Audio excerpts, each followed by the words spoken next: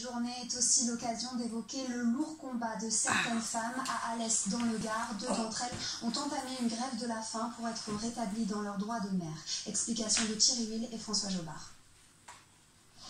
Elles ont démarré leur grève de la faim le 1er mars, installées dans ce van face au palais de justice d'Alès. Leurs enfants leur ont été retirés suite à une décision de justice. Des années de procédure, d'enquête, d'expertise et de contre-expertise des affaires familiales. Les deux garçons de Karine avaient respectivement 2 ans et demi et 7 ans et demi. Samuel, le plus jeune, a été placé chez son père. Noah, le plus âgé, en foyer d'accueil. Le plus grand, il est en foyer depuis maintenant 2 ans. Après avoir passé un temps chez son papa, il a été retiré et placé en foyer. Et donc je fais mon maximum juridiquement pour les récupérer, ça ne fonctionne pas.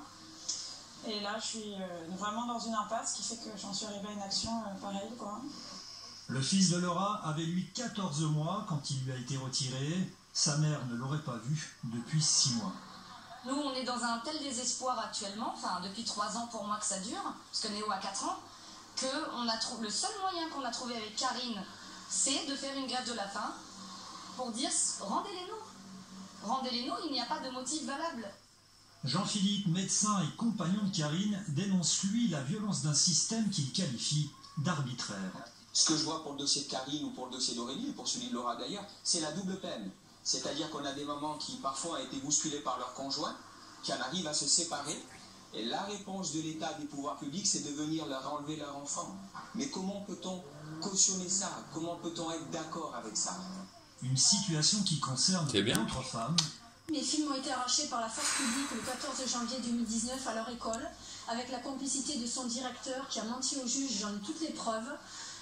Elles ont été placées abusivement au foyer là, sur Alès pendant presque un an. Et actuellement, le tribunal de grande instance de Nîmes les a mis en connaissance de cause chez leur père qui a essayé de me tuer à plusieurs reprises et qui a violenté nos enfants.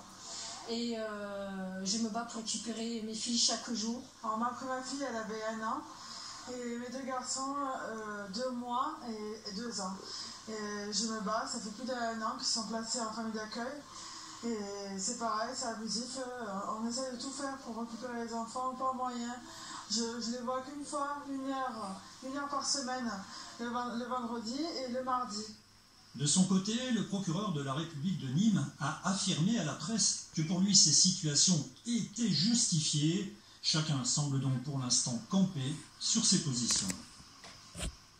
Allez, pour notre dernier